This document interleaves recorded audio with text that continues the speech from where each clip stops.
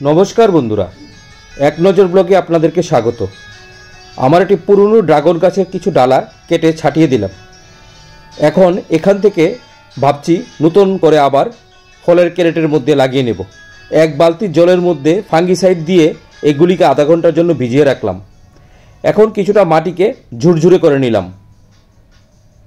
এখন ওর সাথে 1 বছরের পুরনো কিছু গোবর ছিল, সেই গোবরটাকে ভাবছি মিশিয়ে দেব।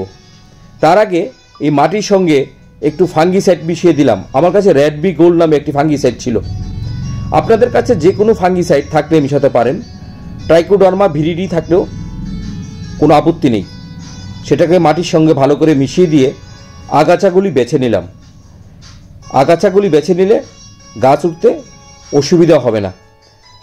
তার সঙ্গে এখন সেই পুরনো গোবরটা মিশিয়ে দেব। গোবরটা পুরনো হলে ভালো হয়, ঝরঝরে হয় এবং গাছটার বৃদ্ধি করতে খুব সুবিধা হয়। নতুন গোবর দিয়ে হবে না। যাদের কাছে গোবর নেই তারা চাইলে ভার্মিকম্পোস্ট নিতে পারেন। আপনাদের কাছে চাইলে সঙ্গে ধানের তুষ নিতে পারেন অথবা কোকোপিটও নিতে পারেন। সেগুলি গাছের রুট মিলতে খুব সাহায্য করে। এখন মাটির সাথে গোবরটাকে একদম ঝরঝরে করে মিশিয়ে দেব। গোবরের চাকাগুলি ভেঙে দেব হাত দিয়ে। তারপর কোদাল দিয়ে একটু কুপিয়ে সেটাকে হালকা করে নেব। দেখবেন আগাছাগুলি যেন না থাকে সেখানে। কোদাল দিয়ে মাটিটা গোবরটা মিশিয়ে নিচ্ছি খুব ভালো করে। দেখুন এখানে এখন ফলের ক্যারেটগুলি মাটি দিয়ে ভর্তি করে নিচ্ছি। এখন এর মধ্যে ড্রাগনের ডালাটিকে নিয়ে আসব, এনে সেখানে মাটির মধ্যে পুঁতে দেব। মাটি দুই দিক থেকে দিয়ে চেপে দিতে হবে যেন ভালোভাবে বসে এগুলি। দেখুন আমরা এখানে এগুলিকে চেপে চেপে লাগিয়ে দিচ্ছি। চাইলে আপনারা কাটাগুলি যেন হাতে না লাগে আগে এগুলিকে একটু কাটার দিয়ে কেটে দিতে পারেন। লক্ষ্য রাখবেন কাটা যেন হাতে না লাগে। কাটাগুলি যথেষ্ট ব্যথা পাওয়া যায়।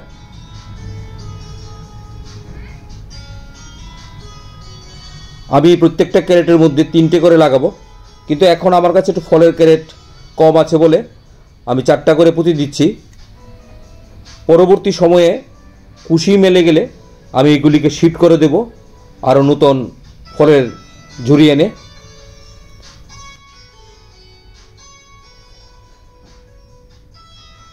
সেই যে ভিজানো জলটা ছিল বালতির মধ্যে, সেই জলটাকে এখন আমি এখানে ছিটিয়ে দেব।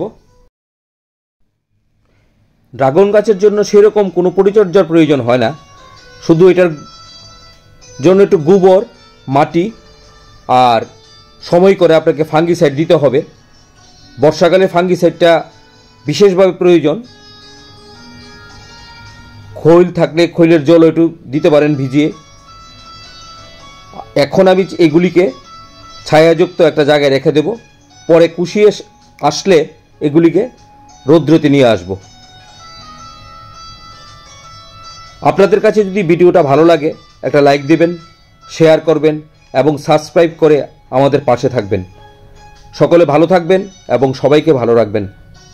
সম্পূর্ণ ভিডিওটা দেখার জন্য ধন্যবাদ রইল।